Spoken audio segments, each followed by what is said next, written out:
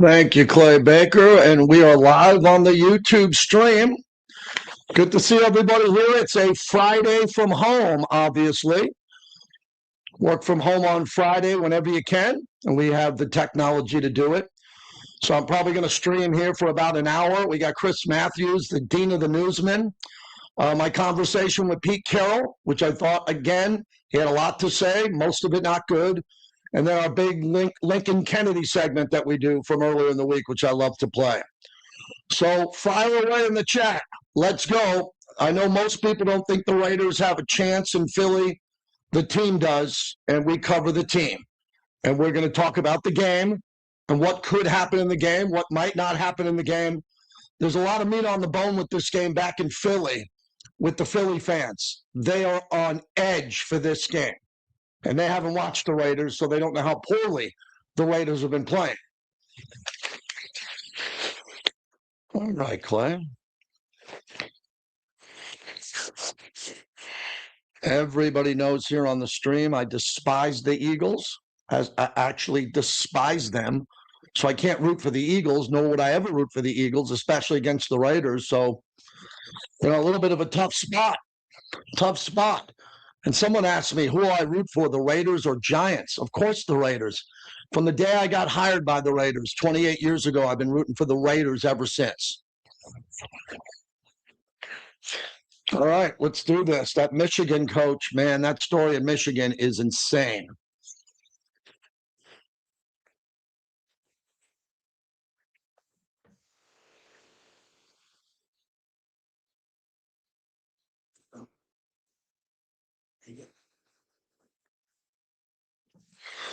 Not many radio hosts take you into their home and their guest room in their home. But Pete's going into work. Didn't want to do that today. This is Raider Nation Radio 920 AM, KRL Las Vegas.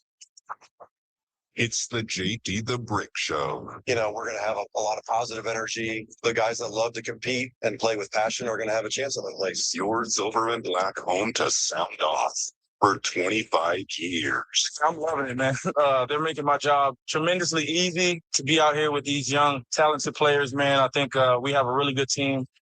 I'm super excited. I'm already love this fan base.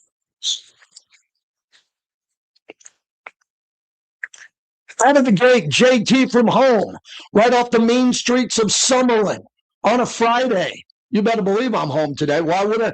You don't have to go in the office every day, even though I love to get in there with Clay Baker, see eye to eye on everything. Today's a work from home Friday, and we're in the holiday season, and we're getting in the spirit of my house with the holiday season. Wife already did it after Thanksgiving. Very festive if you're watching on our YouTube live stream. On YouTube, JT the Brick, YT, as we're getting nice numbers now coming in.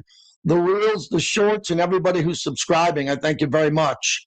And I'm going to do everything for the bricklayers when we get a chance to have a get-together, something big, swag and all that. That's coming sometime in the new year. So here's what we do on Friday. As you know, the program, Chris Matthews, the Dean of the Newsmen. He'll join us at the bottom of the hour. Chris is all over town with the rodeo, the Golden Knights, everywhere. We'll do a local hit with Chris Matthews at the bottom of the hour, 12:30 Pacific. Pete Carroll, my weekly conversation with the head coach of the Raiders. I was the first guy to interview him this week. First guy when he came in with a cast on his hand, a big clubbing cast. It looked like when you pick up a turkey from the freezer and you have that big round block. He had that. Didn't say anything. Kept it very quiet. It was none of my business. Then he showed up and everyone said, wow, JT, you knew that? You didn't tell us? None of my business. Coach is fine. He laughed about catching punts. And now they're on a plane today. They're going to be heading out to go to Philadelphia on what seems to be, as the season started, I'll take you right back in the hot tub time machine before the Raiders beat New England. When the season started, without a doubt, this to me was the toughest test for the entire year on the schedule. No debate. No game would be tougher than playing the world champions in their building in cold Philadelphia in the wintertime. And here we are. The Raiders are traveling with a two-win team that's played poorly the entire year. Pretty much nothing good has happened all year long, except for a bunch of individual performances. Yeah, you get a Brock Bowers touchdown or two. You get a Max Crosby sack and a tackle for a loss. But everything overall has been terrible this year, and they still got to play the Texans, the Eagles, and the Kansas City Chiefs. And what a lot of fans are calling the draft Super Bowl, as the Raiders will take on the New York Giants. They are 1-2 for the first pick overall in the draft. So we know this week everybody wants to talk about Mendoza. Mendoza is going to be all over your television. He's in the playoff as the number 1 seed for Indiana. And a lot of Raider fans believe he's the guy. And I would think you're probably right. I would think as we get into draft talk in the offseason after the Super Bowl, everyone's going to be talking about the Raiders having the first or second pick in the draft and taking a quarterback. And if that quarterback is available, you probably don't want to get cute. You probably don't want to make a mistake. You probably want to take Mendoza and park him on the sideline, let him be groomed, let him go through the building. It's a beautiful building. It's brand new. They got indoor, outdoor fields, the weight room. I mean, they cook salmon and healthy food. It's like going to a 5-star restaurant in that building.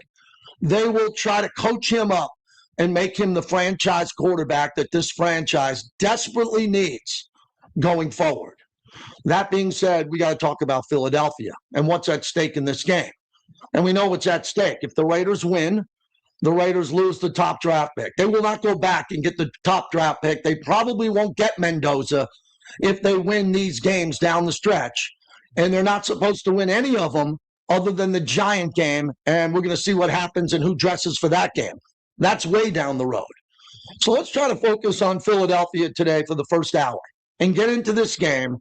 If any fans are going to the game, I'd love to hear from you. If you're listening to us, and we got a nice audience listening to us nationally on the Raiders mobile app, send us a tweet if you're on your way to Philly this weekend, or give us a call at 702-365-9200. As I looked at the stats going into this, and you almost have to put your hands over your eyes when you look at the Raiders stats. In the last 5 games, the Las Vegas Raiders have 1 combined rushing touchdown. How is that possible? How is it possible that this team can't get the ball inside the 3-yard line and run it in for something they call touchdowns? Why is this so difficult? Well, I'll tell you why. Number one, they don't have the ball often. Teams sometimes have it for 39, 36 minutes, and the offense goes 3 and out, 3 and out. They don't get the ball. As Lincoln Kennedy will tell you, they don't run enough plays. And then when they do run some good plays, normally at the end of the run of good plays, Geno Smith gets sacked. It'll be on 2nd down. It'll be on 3rd down. And next thing you know, the drive is over. There's no rushing touchdown. There's no throwing touchdown. There's nothing. Because the offense has been inept all year because they can't run the football. Well, you got to run it in Philadelphia. What the hell are you going to do in Philly? It could be windy. It could be snowing. You don't know what the conditions are going to be like on game day. It moves quickly, and the Raiders have to count on running the football. Now, the only positive on that front is the addition of Caleb Rogers. So Caleb Rogers, at this point in time, seems to be stable at one of the guard positions. The other guard who was supposed to be stable the entire year was Dylan Parham, and he hasn't played very well. Not enough to keep his job going forward. And we all like Dylan. He's a nice guy. But the way he performed this year, it's not good enough for next year with this team. And there's going to be a lot of better players brought in next year. Then we go to DJ Glaze. Another nice guy. Another Raider. Once a Raider, always a Raider.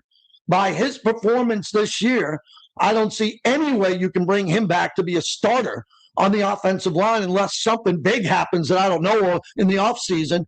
So they're going to need a new right tackle, assuming Colton Miller's coming back at left tackle, assuming Jackson Powers Johnson. A lot of people are paranoid about him in the Raider Nation. Will he be here? Well, it looks like he's going to be here. He's a good player. We can't get rid of good players. We got to get more good players. So JPJ's there, and it turns out Caleb Rogers can start the end of the year here and start next year. Then instead of needing 3 new offensive line starters, you might only need 2. And you got to go get Mendoza, and you need a whole bunch of defenders. You need linebackers, You need corners. You at least need one safety at minimum. So this is a big job for John Spytek. But he's got to go to Philadelphia. He's got some connections. He's connected all around the league. He's got to find a way to get a win in Philadelphia because everyone on that plane wants to win. Pete Carroll has never lost there. 8-0-1 as a member of the Seattle Seahawks. That's the greatest record I've ever seen that I can recall against the Philadelphia sports team. Against the Philly sports team, I don't know of a better coach in the last 20, 30, 40 years because basketball has too many games. Baseball has too many games. But in the NFL, Pete Carroll, 8-0 against Philadelphia, he should have a statue next to Rocky Balboa for how much beatdown he's given that city. So he's going to get on that plane. He's going to want to win the game for obvious reasons. Coach don't want to lose more games. You might think he loves the draft. No. Pete Carroll has a lifetime win-loss record. He wants to stop the bleeding. And you'll hear from him on that coming up. So the Raiders are in a tough spot here. They're going to have to play a Philadelphia team that has lost 3 in a row. And on those games that he's lost 3 in a row, they lost 3 in a row, everybody's pointing fingers.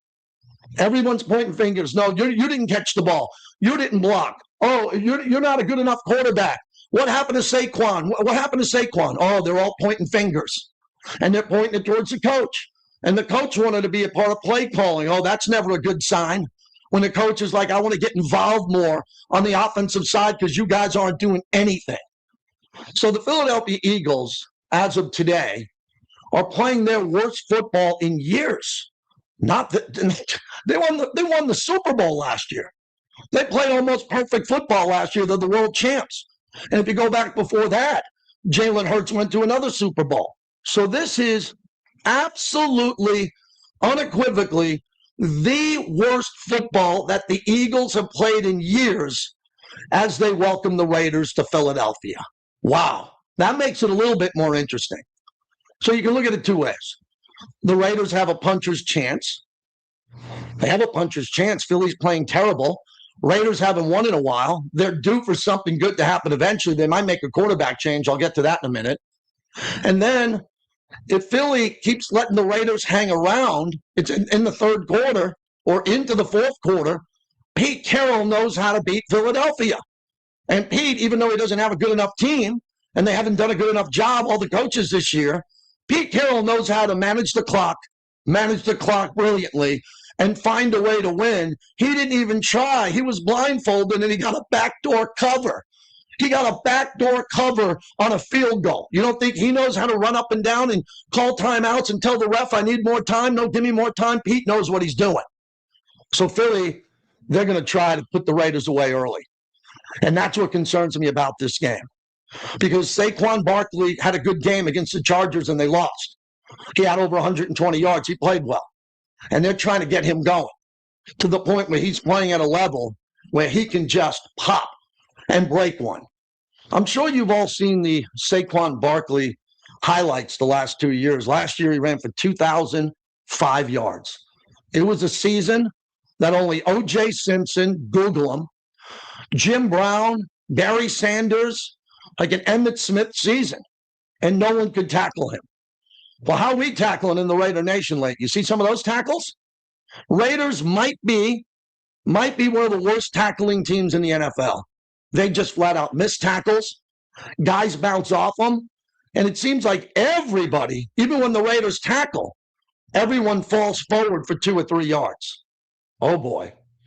Might not want to do that for this guy, Saquon. He'll run you over. He'll put the crown of his helmet in your chest and blow you up. And his legs keep moving. So the Raiders better tackle, because they're not a very good tackling team at all. They're actually terrible at tackling most of the time. I mean, when Devin White's got 19 tackles, you should be pretty concerned that the other team is running the ball down your throat. So look for a heavy dose of Saquon. Jalen Hurts is coming off the worst game of his entire career on Monday Night Football. That was this week, everybody. And they didn't get it. Their plane landed at 6 in the morning, Philly time. So they lost Monday, all of Tuesday, and they are jet-lagged and tired. That's a tough trip to play a primetime game out west, not a 105 start, and then fly back across the country as far as you can. So I expect them to be lagging a little bit, but man, they're hungry for a win. They need this badly. And if they don't get this win, it might be the end of this group of Eagles. The Cowboys will have a chance to jump them in the standings. And the Eagles, I mean, to the point, if the Eagles lose this game, they also lost to the Giants, remember? If the Eagles and Philadelphia Sports Radio saying we lost to the two worst teams in football, categorically true, the Raiders and the Giants, I don't know if there'll be a transistor radio left in Philadelphia. Everyone's going to be thrown out with iPhones, and they're going to go nuts. So I think they're treating this like a weird type of playoff game. They respect the Raiders. Pete Carroll beats them every time. Every time Pete Carroll beats them. They know who Brock Bowers is. They know who Max Crosby is. He's on the local news in Philadelphia now at night, and they know the Raiders are coming. And for the Raiders, I'm almost at a loss for words. I almost can't tell you what I think they can do anymore because we've been all wrong. The coaches, the players, the radio hosts, the bloggers, the fans. I mean, we're talking about a team that can't score 15 points. We're talking about a football team that can't get 21 points. They just can't.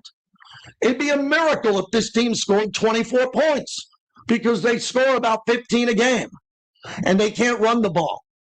But as I said in the beginning of the monologue, brought to you by PTs, they fuel the monologue 5 to 7, midnight to 2, the best happy hour in town. Are we really going to try to run it against this Philadelphia team? This Philadelphia team that makes their living with their stout, big tackles on defense.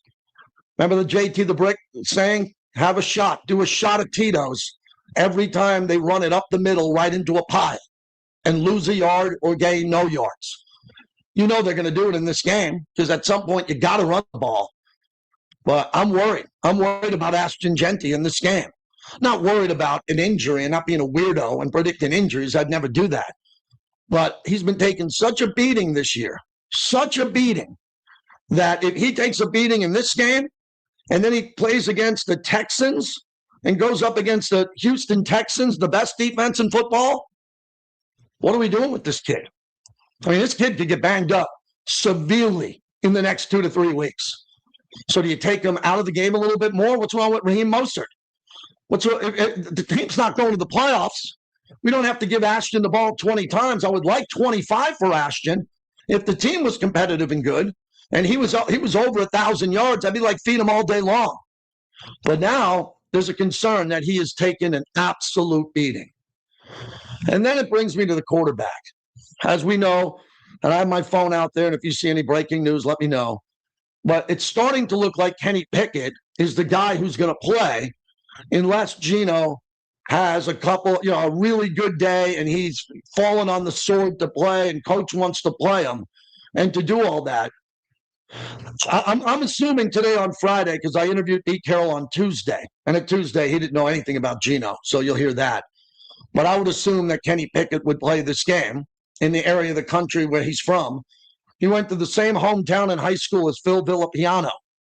So I talked to Phil about it, and Phil told me they named the park after Kenny Pickett, and they named the field after Phil Villapiano.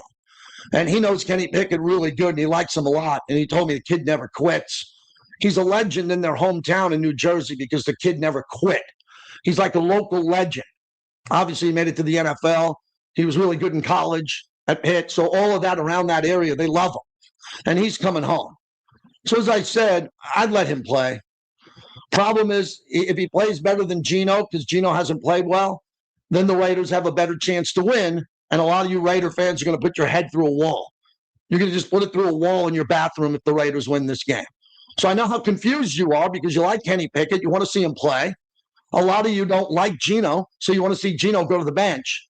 But Kenny can come in there and get the ball out and run around a little bit, get it to Brock Bowers. Trey Tucker gets behind, goes deep. He can make all the throws. So that's going to be something I'm going to get into a little bit later on in the show. So I hate not talking. I always want to talk about winning and working for this team this long and knowing the alumni and the Hall of Famers and the Super Bowl champs. You cannot be near them or around them without talking about winning. The guys who are 60, 70, 80 years old, they could care less about what you think the draft pick's going to be. If you had Gus Otto in the room, the late George Atkinson, my dear friend, Eric Allen, Howie Long, they wouldn't be sitting around having a beverage saying, what do you think we're going to do in the draft with 4 games left? Who do you think we're going to get, Mendoza or more in the draft? All these guys cared about was Al Davis's commitment to excellence and the will to win.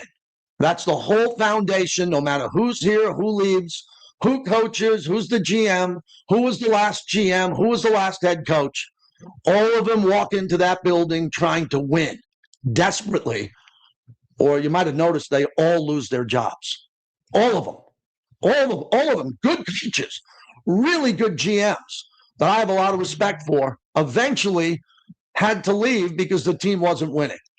This is a unique situation because injuries, young players not playing as much, not as good of a team with depth that we thought, running into some really good teams. There are no excuses. This is one of the worst Raider football teams of all time, statistically. It could go down, as I said, the worst offensive Raiders team ever, because this is the modern day, and you can do a lot more stuff in the modern day than you could have back in the day, if you know what I mean. And I think this will be on the Mount Rushmore, but might be number 1 or 2 as the worst offenses of all time. How did that happen with Ashton Genty and Brock Bowers? How? Geno Smith, 4,300 yards, 70%. Colton Miller on the verge of going to the Pro Bowl. Jackson Powers Johnson. How did this happen? It happened for a lot of reasons that everybody's speculating about now. Everyone wants to be a detective and start pointing fingers. Who did this? Who did that? Who wanted this quarterback? Who wanted that player? Who re-signed him? Who didn't? Who's coaching? Who's not coaching? Who's really calling the plays? Now everybody's running and everyone's looking for cover. Not me. I'm out on the front line of the Raider Nation right here for everybody to come in and sound off like you got a pair. So wake up on a Friday. Let's get going. If you want to win in Philadelphia, and I know there's Raider fans who want to win, today would be a good day to call. And if you want to criticize the coaching decisions with the quarterback, that's a good topic today. Kenny Pickett or Geno, assuming it's Kenny Pickett. How do you feel about Kenny? And you want him to play well, right?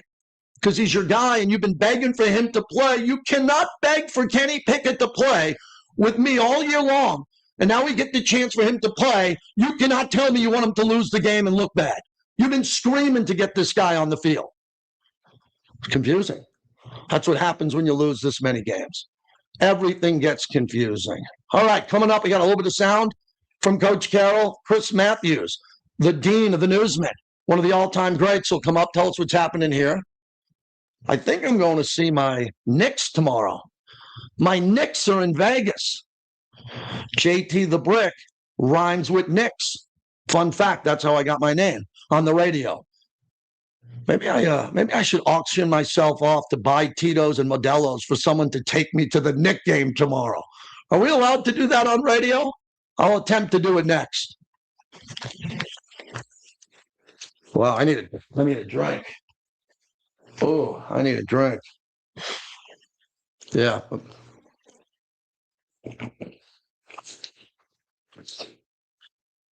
Talking 20 minutes without sound bites, which we have, but I didn't throw to, calls, and a co-host. You just saw that, man. That is not hard for me to do, but that's kind of hard. 20 minutes without a sip of water because you can't pause on the radio. Wow. Yeah, this is going to be a short one today, everybody. A little short one. Yeah, look at this guy. Locke's asking me a personal question. If I partake. Yeah, I'm sure I'm going to tell Locke non-stop 466. It's a Modelo Friday. I'm partaking in coffee, my second cup of coffee today.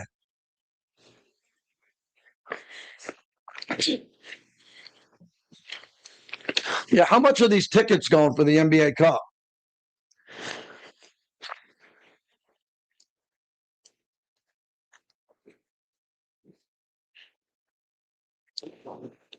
$38 special. My buddy Eric got me this hat, 38 special. All right, Clay, I'll throw to those Pete Carroll bites and then get Chris up at 12:30, please. Good. I don't know how to do that on my box, so I'll just move the mic away from me. Yeah. Yeah. Okay. No calls? Okay.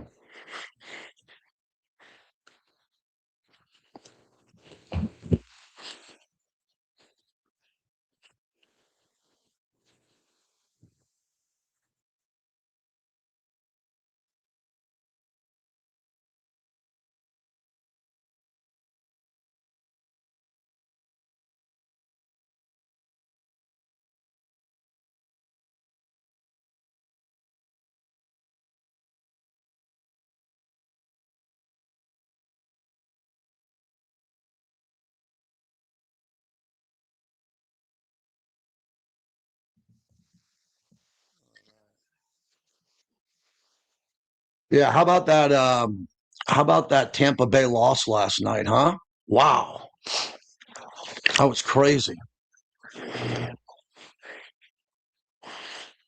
Modelo Friday. It is. Quick one.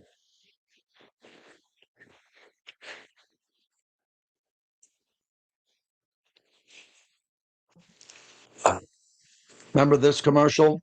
Get rid of that old car? Donate it to Cars for Kids. Call 1-877-CARS-FOR-KIDS to reach a friendly live agent. Donation's super easy, and your car can be picked up as soon as tomorrow. Call us now, 1-877-CARS-FOR-KIDS. 1-877-CARS-FOR-KIDS. Donate your car today. That's the longest standing sports radio commercial that I know of on every station. We put the can on.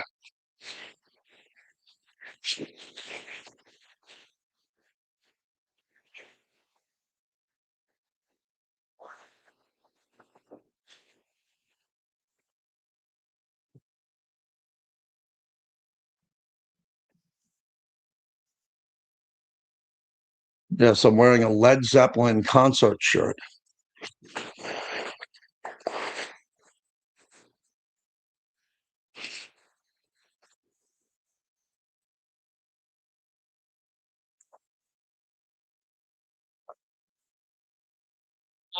I love my slot machines, and it's all at your fingertips. All you got to do, head to slotcheck.com right now to check it out. Apps Coming back, pick it, touchdown.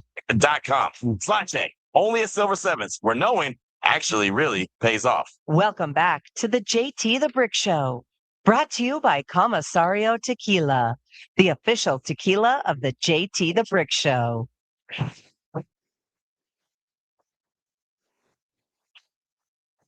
Good protection. Pick it over the middle to the edge. Cedric Jackson, his first career touchdown. Bo's great nephew with a great grab.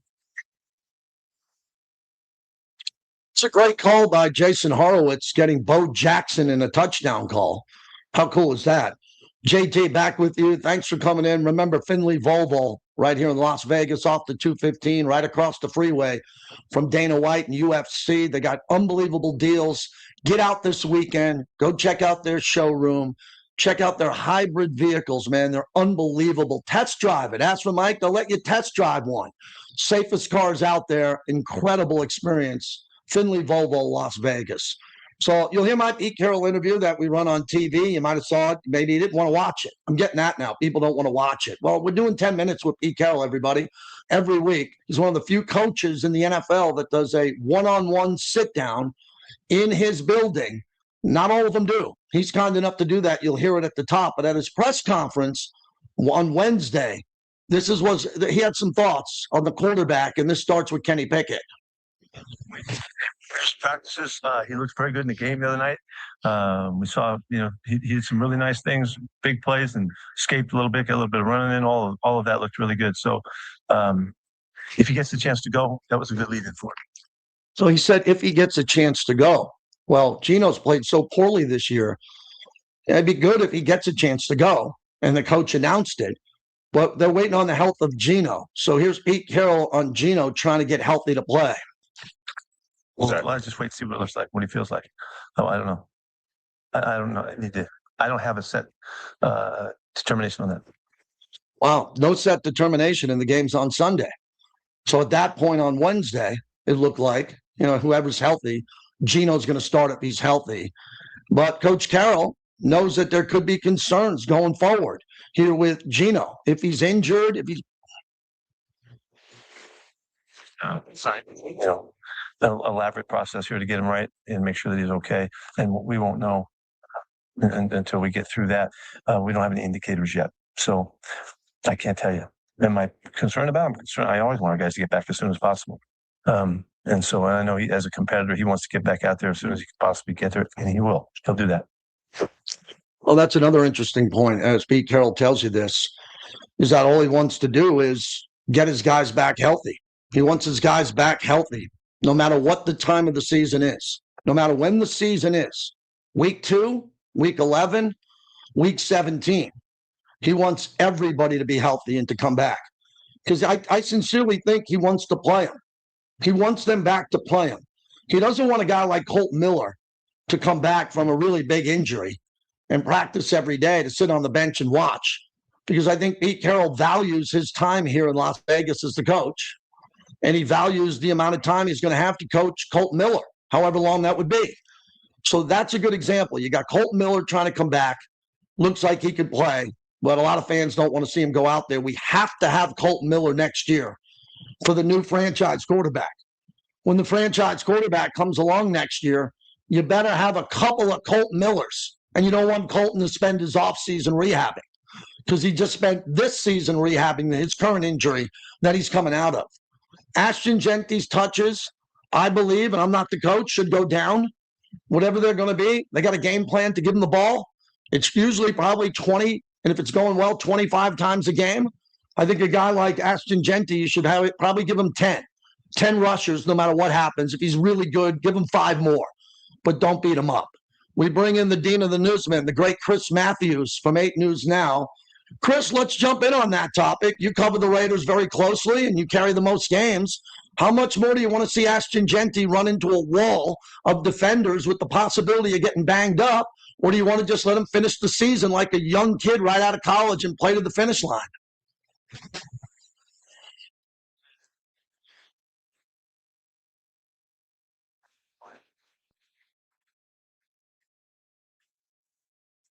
Really that advantageous to have him get banged play after play at the line or behind the line when you could maybe just give him a few reps and move on and get ready for next year and get a better offensive line and move on that way. So I kind of agree with you, actually. Chris, what about Brock Bowers? He's kind of in the same boat. I mean, he was injured for a while, and it looked like he was banged up before he sat out a bunch of games. Now he looks to be 100%. And the Raiders got to compete in these games. They got to throw the ball, and Bowers is the number one option. So I assume you'd be like me. Get Bowers the ball here. He's young. Let him play. He can make people miss. He can get down. He can get out of bounds and protect himself. It's so unique that he'll play and he'll make catches and he'll be the best player on the field for the next 4 games probably. But he'll make some catches. He'll do what he does. One thing we talk about, and I know you've talked about it, and we don't use the word tanking, but if you're in this position this season, kind of like you were last season, go out and just play your young guys, and what falls. I mean, just play the young guys. If you win a game, you win a game. But I would go out there with the young guys, give them some opportunities, run Genty a little bit, but not overwork the guy. And look at some of these young guys that you want to get a look at for next season and beyond, some playing time, so that perhaps they will be the future. I mean, who knows? But yeah.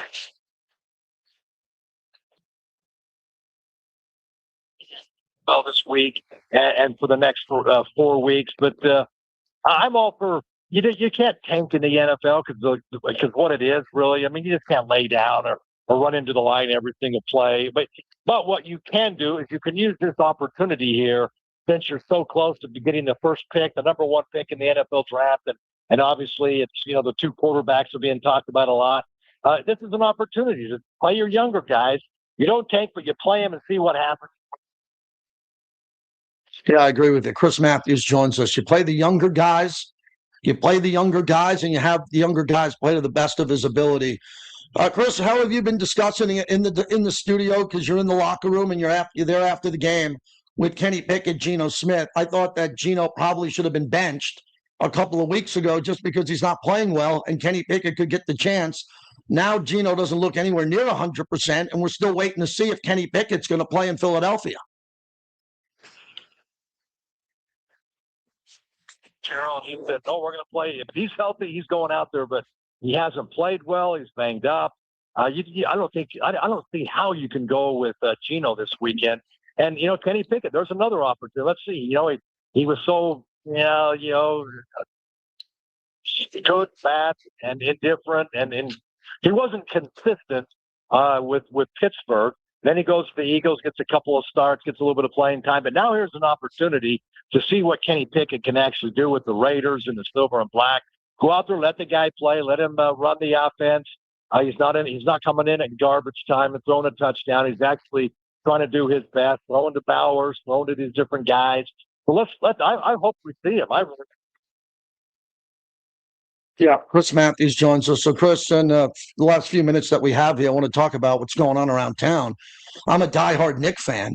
The Knicks are here. I don't like the NBA Cup. I'm not going to be a fake guy and say I'm there for the cup. I could care less about the banner, the trophy, the way they paint the court.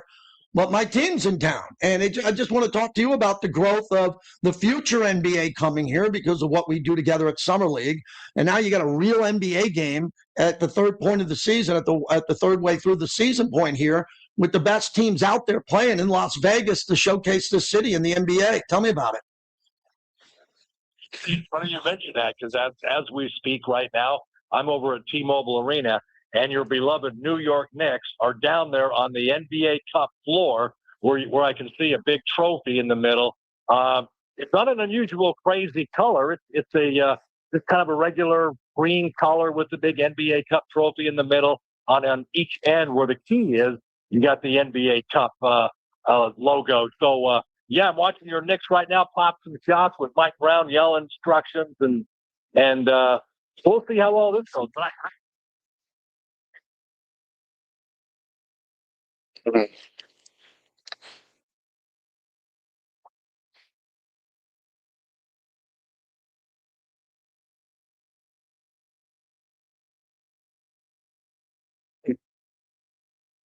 And Chris, the next time I talk to you will be before New Year's, and I'm excited about this College Bowl matchup that John Cicenti has here in the Las Vegas Bowl, especially Utah coming in, and Utah as good as anybody and how they travel, and it's a milestone game for their head coach. How big of a game is this going to be in Las Vegas on New Year's Eve to have a game of this magnitude so close when we know fans are going to take over the city?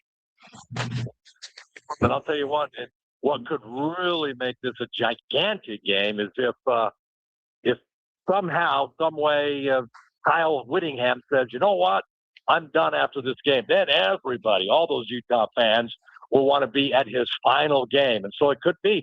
And Nebraska travels well. This will be their first time in Las Vegas to play a game. And so, they'll bring a ton of fans. But Utah, they don't, they will travel. They'll be excited for this. But if somehow Whittingham says, you know what, I'm going to retire, and this is my last game, and I'm going to turn it over to somebody else, and then it would just go crazy. People would want to be at his last game. Last one, you've been out here a long time with the rodeo December, the NBA Cup, the Golden Knights coming off the road trip, the Raiders, everything that's going on, the Aces coming off their world championship. There's usually a fight right after the holiday season ends. It's amazing what's changed, Chris, in our city in the month of December compared to what the city looked like 15 to 20 years ago. It was almost a ghost town in December. Everybody was getting out of town. How much has it changed for you? You had, you had the Las Vegas Bowl, you had the rodeo, and that is just, in fact, I was there last night over at the NFR to see Stetson Wright, who will probably win the all-around. Guy out of Utah, a little skinny bull rider, and it's just a lot of fun. You look around, you say, man, and it was absolutely Thomas and Mack, as it is for each and every go-around, each and every year by that matter. So it's a fun thing. Now, the Las Vegas Bowl in December, they're moving that to the end of the year, so that's going to be a blast. We didn't mention it. You can come down here, watch Utah or Nebraska, and then stay around for the New Year's celebrations on this trip. So that's going to be kind of fun. Right now with the Golden Knights playing in December, and just the things beyond. You got the Frozen Four coming up in April. You got the College Crown basketball tournament coming up in April here, not to mention the NC2A tournaments. So this town is crazy. It's just the way it's grown, how much fun it is now, because I'm looking at the calendar, JT. I'm walking around the T-Mobile waiting to talk to some of these Knicks players, and I see all these billboards of different things, concerts and college basketball crown, Frozen Four and 27, the NCAA National Championship football game. We are so blessed to live in Las Vegas. What a great city. Absolutely. Chris, Merry Christmas. We'll speak to you after the holidays, before the new year. Thanks for everything you do for me on this show year round. I really appreciate you. Thank you. Thank you. There he is, Chris Matthews from 8 News Now, the dean of the Newsmen. He's all over town. He's out there now at T-Mobile as my Knicks are warming up. Man, we blew Clay. Clay, you think we could have sold the remote easy? We just tagged it with our sponsors. Clay, should we have been doing the show from the NBA Cup today in Concourse 3? Oh, we do. And I'm looking outside from home and it looks unbelievable. Clay, what was the big topic on the morning tailgate when it came to Kenny Pickett, Geno, this quarterback? I wouldn't call it a quarterback controversy, but what were you guys talking about? If Kenny Pickett were to start, especially on the offense, other than Kenny Pickett himself, obviously, but it was also split up on like, what's your favorite bad weather game memories? And a lot of people brought up some great games, including the 2020 matchup in Cleveland, where you had the 4 seasons of weather. And of course, Red Right 88 over and years ago in 1981 in January of Cleveland. But yeah, there's a lot of stuff there. And especially like for Kenny Pickett, who would benefit the most? And would it be somebody like Bowers or Besh? Or could it be somebody like Ashton Genty and getting the run game going? Yeah, it's been hard to say Ashton Genty's going to get the running game going. I've done it every pregame show from the Torch. Every one I said, can Ashton Genty get to 100 yards today or 120? I think one I said 130, and it just doesn't happen. All right, when we come back, want to grab some phone calls in here. So we got open lines to the top of the hour, then my Pete Carroll interview. Then we got the Lincoln Kennedy segment that we do on Raiders Roundtable. That's our Lincoln spot on this show. And we want to tell you, Boyd Gaming is waiting for you. 10 local properties from downtown through Summerlin out to Henderson. We love Boyd Gaming. Always bet on black. 702-365-9200. And thanks to the bricklayers, everyone who streams us on YouTube.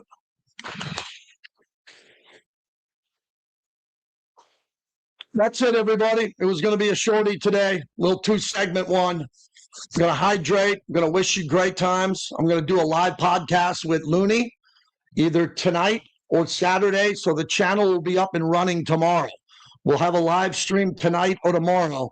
So please be around for that. We would love you to be here. Thank you.